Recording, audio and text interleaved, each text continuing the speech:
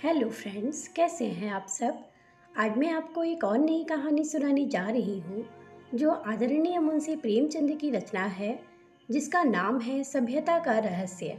इस कहानी के माध्यम से मुंशी प्रेमचंद यह प्रश्न करते हैं कि सभ्य कौन है और असभ्य कौन है, और अंत में समाज का अवलोकन अपने शब्दों में करते हैं। आप बुरे से बुरा काम करें, लेकिन अगर आप उस पर पर्दा डाल सकते हैं तो आप सभ्य हैं, सज्जन हैं, जेंटलमैन हैं।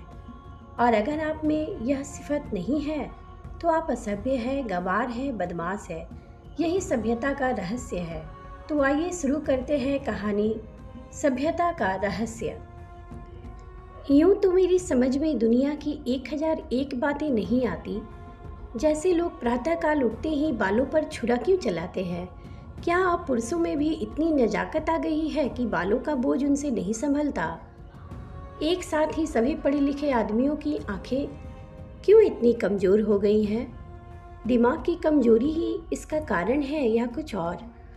लोग खिताबों के पीछे क्यों इतने हैरान होते हैं, इत्यादि। लेकिन इस समय मुझे इन बातों से मतलब नहीं। मेरे मन में एक नया प्रश्न उठ रहा है और उसका जवाब मुझे कोई नहीं देता।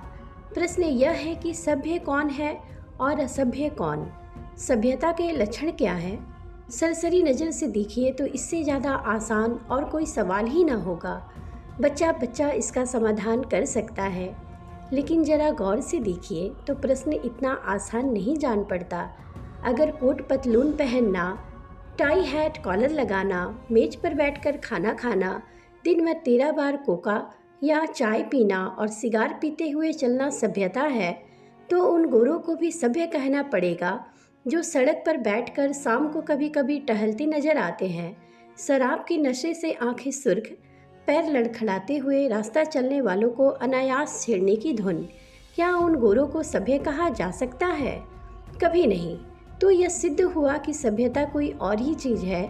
उसका देह से इतना संबंध नहीं है जितना मन से। मेरे इन्हीं गिने मित्रों में एक राय रतन किशोर भी है। आप बहुत ही सुहृदय, बहुत ही उदार, बहुत शिक्षित और बड़े ओहदेदार हैं। बहुत अच्छा वेतन पाने पर भी उनकी आमदनी खर्च के लिए काफ़ी नहीं होती। 1/4 वेतन तो बंगले ही की भेंट हो जाती है। इसलिए आप बहुधा चिंतित रहते हैं। रिश्वत तो नहीं लेते, कम से कम मैं नहीं जानता। हालांकि कहने वाले कहते हैं, लेकिन इतना जानता हूँ कि वह भत्ता बढ़ाने के लिए दौरे पर बहुत रहते हैं। यहाँ तक कि इसके लिए हर साल बजट की किसी दूसरी मद से रुपए निकालने पड़ते हैं। उनके अफसर कहते हैं, इतने दौरे क्यों करते हो? तो जवाब देते हैं, इस जिले का काम ही ऐसा है कि जब तक खूब दौरे न किए जाएं, रियाया शांत नहीं रह सकती। लेकिन मज़ा तो यह है कि राज साहब उतने दौरे वास्तव में नहीं करते जितने कि अपने रोजनामचे में लिखते हैं। उनके पड़ाव शहर से 50 मील पर होते हैं। खेवे वहाँ गड़े रहते हैं, कैंप के अमले वहाँ पड़े रहते हैं और राय साहब घर पर मित्रों के साथ गपशप करते रहते हैं। पर किसी की मजाल है कि राय साहब की नेकनियति पर संदेह कर सके। उनके सभ्य पुरुष होने में किसी को शंका नहीं हो सकती। एक दिन मैं उनसे मिलने गया। उस समय वह अपने घसियारे दमड़ी को डांट रहे थे। दमड़ी रात दिन का नौकर था, लेकिन घर रोटी खाने जाया करता था। उसका घर थोड़ी ही दूर पर एक गांव में था। कल रात को किसी कारण से यहाँ न आ सका, इसलिए डांट पड़ रही थी। राय साहब, जब हम तुम्हें रात दिन के लिए रखे हुए हैं तो तुम घर पर क्यों रहे? कल के पैसे कट जाएंगे। दमड़ी, हजूर, एक मेहमान आ गए थे, इसी से न आ सका। राय साहब, तो कल के पैसे उसी मेहमान से लो। दमड़ी, सरकार, अब कभी ऐसी खता न होगी। राय साहब, बकबक मत करो। दमड़ी, हजूर। राय साहब, 2 रुपये जुर्माना। दमड़ी रोता चला गया। रोजा बक्साने आया था, नवाज गले पड़ गई। 2 रुपये जुर्माना ठुक गया। खता यही थी कि बेचारा कसूर माफ़ कराना चाहता था। यह एक रात को गैर हाजिरी होने की सज़ा थी। बेचारा दिन भर का काम कर चुका था, रात को यहाँ सोया न था, उसका दंड। और घर बैठे भत्ते उड़ाने वाले को कोई नहीं पूछता, कोई दंड नहीं देता। दंड तो मिले और ऐसा मिले कि ज़िंदगी भर याद रहे, पर पकड़ना तो मुश्किल है। दमड़ी भी अगर होशियार होता तो जरा रात रहे आकर कोठरी में सो जाता, फिर किसे खबर होती कि वह रात को कहाँ रहा। पर गरीब इतना चंट न था। दमड़ी के पास कुल 6 बिस्वे जमीन थी, पर इतने ही प्राणियों का खर्चा भी था। उसके 2 लड़के, 2 लड़कियां और स्त्री सब खेती में लगे रहते थे, फिर भी पेट की रोटियां नहीं मयस्सर होती थीं। इतनी जमीन क्या सोना उगल देती? अब सब के सब घर से निकल मजदूरी करने लगते तो आराम से रह सकते थे, लेकिन मौरूसी किसान मजदूर कहलाने का अपमान न सह सकता था। इस बदनामी से बचने के लिए 2 बैल बांध रखे थे। उसके वेतन का बड़ा भाग बैलों के दाने चारे में ही उड़ जाता था। ये सारी तकलीफ़ें मंजूर थी, पर खेती छोड़कर मजदूर बन जाना मंजूर नहीं था। किसान की जो प्रतिष्ठा है वह कहीं मजदूर की हो सकती है, चाहे वह रुपया रोज ही क्यों न कमाए। किसान के साथ मजदूरी करना इतने अपमान की बात नहीं। द्वार पर बंधे हुए बैल उसकी मान रक्षा किया करते हैं, पर बैलों को बेचकर फिर कहाँ मुंह दिखलाने की जगह रह सकती है। एक दिन राय साहब उसे सर्दी से कांपते देखकर बोले, कपड़े क्यों नहीं बनवाते, कांप क्यों रहा है? दमड़ी, सरकार, पेट की रोटी तो पूरी ही नहीं पड़ती, कपड़े कहाँ से बनवाऊं? राय साहब, बैलों को बेच क्यों नहीं डालता? सैकड़ों बार समझा चुका, लेकिन न जाने क्यों इतनी मोटी सी बात तेरी समझ में नहीं आती। दमड़ी, सरकार, बिरादरी में कहीं मुंह दिखाने लायक न रहूँगा, लड़की की सगाई न हो पाएगी, टाट बाहर कर दिया जाऊंगा। राय साहब, इन्हीं हिमाकतों से तुम लोगों की यह दुर्गति हो रही है। ऐसे आदमियों पर दया करना भी पाप है। मेरी तरफ फिरकर, क्यों मुंशी जी, इस पागलपन का भी कोई इलाज है? जाड़ों मर रहे हैं, पर दरवाजे पर बैल जरूर बांधेंगे। मैंने कहा, जनाब, यह तो अपनी अपनी समझ है। मेरे यहाँ कई पुस्तों से जन्माष्टमी का उत्सव मनाया जाता था। कई हजार रुपयों पर पानी फिर जाता था। गाना होता था, दावतें होती थी, रिश्तेदारों को न्योते दिए जाते थे, गरीबों को कपड़े बांटे जाते थे। वालिद साहब के बाद पहले ही साल मैंने उत्सव बंद कर दिया। फ़ायदा क्या? मुफ्त में 4-5 हज़ार की चपत खानी पड़ती थी। सारे कस्बे में बावेला मचा। आज आवाज़ें कसी गई, किसी ने नास्तिक कहा, किसी ने ईसाई बनाया, लेकिन यहाँ इन बातों की क्या परवाह। आखिर थोड़े ही दिनों में सारा कोलाहल शांत हो गया। अजीब बड़ी दिल लगी थी। कस्बे में किसी के यहाँ शादी हो, लकड़ी मुझसे ले। पुश्तों से यह रस्म चली आ रही थी। वालिद तो दूसरों से दरख्वास्त मोल लेकर इस रस्म को निभाते थे। थी हिमाकत या नहीं, मैंने फ़ौरन लकड़ी देना बंद कर दिया। इस पर भी लोग बहुत रोए धोए, लेकिन दूसरों का रोना धोना सुनूं या अपना फ़ायदा देखूं। लकड़ी से कम 500 रुपये सालाना की बचत हो गई। अब कोई भूल कर भी इन चीज़ों के लिए दिक्क करने नहीं आता। मेरे दिल में फिर सवाल पैदा हुआ, दोनों में कौन सभ्य है? कुल प्रतिष्ठा पर प्राण देने वाले मूर्ख दमड़ी, या धन पर कुल मर्यादा को बलि देने वाला राय रतन किशोर? राय साहब के इजलास में एक बड़े मार्के का मुकदमा पेश था। शहर के एक रईस खून के मामले में फंस गया था। उसकी जमानत के लिए राय साहब की खुशामदें होने लगी। इज्जत की बात थी। रईस साहब का हुक्म था कि चाहे रियासत बिक जाए, पर इस मुकदमे से बेदाग निकल जाऊं। डालियां लगाई गईं, सिफारिशें पहुंचाई गईं, पर राय साहब पर कोई असर न हुआ। रईस के आदमियों को प्रत्यक्ष रूप से रिश्वत की चर्चा करने की हिम्मत न पड़ती थी। आगे को जब कोई बस न चला तो रईस की स्त्री से मिलकर सौदा पटाने की ठानी। रात के 10 बजे थे। दोनों महिलाओं में बातें होने लगी। 20,000 की बातचीत थी। राय साहब की पत्नी तो इतनी खुश हुई कि उसी वक्त राय साहब के पास दौड़ी हुई आई और कहने लगी, ले लो ले लो। राय साहब ने कहा, इतनी बेसब्र न हो, वह तुम्हें अपने दिल में क्या समझेगी? कुछ अपनी इज्जत का भी ख्याल है या नहीं?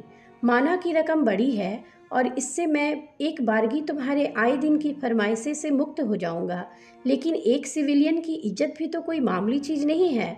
तुम्हें पहले बिगड़ कर कहना चाहिए था कि मुझसे ऐसी बेदुदी बातचीत न ही करनी होगी, तो यहाँ से चली जाओ, मैं अपने कानों से नहीं सुनना चाहती। स्त्री, यह तो मैंने पहले ही किया। बिगड़कर खूब खरी खोटी सुनाई। क्या इतना भी नहीं जानती? बेचारी मेरे पैरों पर सर रखकर रोने लगी। राय साहब, यह कहा था कि राय साहब से कहूँगी तो मुझे कच्चा ही चबा जाएंगे। यह कहते हुए राय साहब ने गदगद होकर पत्नी को गले लगा लिया। स्त्री, अजी, मैं न जाने ऐसी कितनी ही बातें कह चुकी, लेकिन किसी तरह टाले नहीं टलती। रो रो कर जान दे रही है। राय साहब, उससे वादा तो नहीं कर लिया? स्त्री, वादा? मैं रुपए लेकर संदूक में रखाई, नोट थे। राय साहब, कितनी ज़बरदस्त अहमक हो। न मालूम ईश्वर तुम्हें कभी समझ भी देगा या नहीं। स्त्री, अब क्या देगा? देना होता तो देना दिया होता। राय साहब, हाँ, मालूम तो ऐसा ही होता है। मुझसे कहा तक नहीं और रुपए लेकर संदूक में दाखिल कर लिए।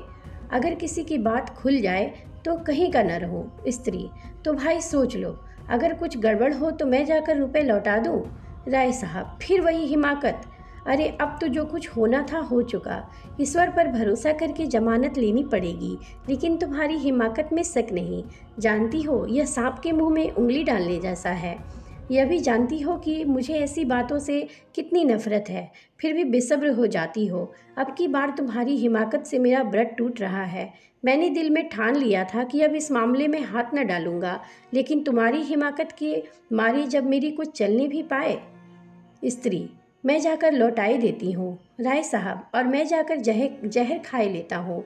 इधर तो स्त्री पुरुष में यह अभिनय हो रहा था, उधर धमड़ी उसी वक्त अपने गांव के मुखिया के खेत से जुआर काट रहा था। आज वह रात भर की छुट्टी लेकर घर गया था। बैलों के लिए चारे का एक तिनका भी नहीं है। अभी वेतन मिलने में कई दिन की देरी थी। मोल ले न सकता था। घर वालों ने दिन को कुछ घास छीलकर खिलाई तो थी, लेकिन ऊँट के मुंह में जीरा। उतनी घास से क्या हो सकता था। दोनों बैल भूखे खड़े थे। दमड़ी को देखते ही दोनों पूंछें खड़ी करके हुंकारने लगे। जब वह पास गया तो दोनों उसकी हथेलियाँ चाटने लगे। बेचारा दमड़ी मन महसूस कर रह गया। सोचा इस वक्त तो कुछ नहीं हो सकता, सवेरे किसी से कुछ उधार लेकर चारा लाऊंगा।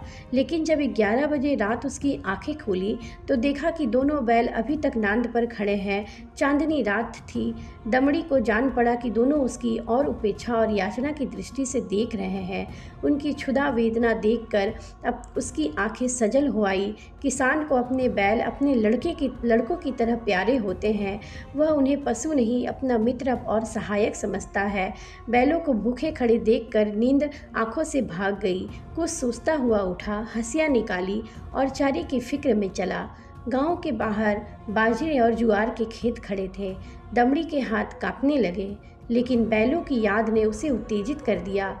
चाहता तो कई बोझ काट सकता था, लेकिन वह चोरी करते हुए भी चोर न था। उसने केवल उतना ही चारा काटा जितना बैलों को रात भर के लिए काफ़ी हो। सोचा, अगर किसी ने देख भी लिया तो उससे कह दूंगा बैल भूखे थे इसलिए काट लिया। उसे विश्वास था कि थोड़े से चारे के लिए कोई मुझे पकड़ नहीं सकता। मैं कुछ बेचने के लिए तो काट नहीं रहा हूँ। फिर ऐसा निर्दयी कौन है जो मुझे पकड़ ले। बहुत करेगा, अपने दाम ले लेगा। उसने बहुत सोचा। चारे का थोड़ा होना ही उसे चोरी के अपराध से बचाने को काफ़ी था। चोर उतना काटता जितना उससे उठ सकता। उसे किसी के फायदे और नुकसान से क्या मतलब। गांव के लोग दमड़ी को चारा लिए जाते देखकर बिगड़ते जरूर, पर कोई चोरी के इल्ज़ाम में न फंसाता। लेकिन संयोग से हल्के के थाने का सिपाही उधर जा निकला। वह पड़ोस के एक बनिए के यहाँ जुआ होने की खबर पाकर कुछ ऐंठने की टोह में आया था। दमड़ी को चारा सिर पर उठाते देखा तो संदेह हुआ। इतनी रात गए कौन चारा काटता है। हो न हो कोई चोरी से काट रहा है।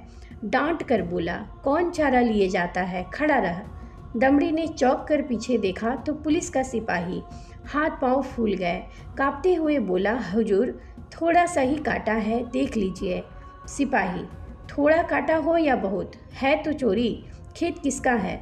दमड़ी, बलदेव महतो का।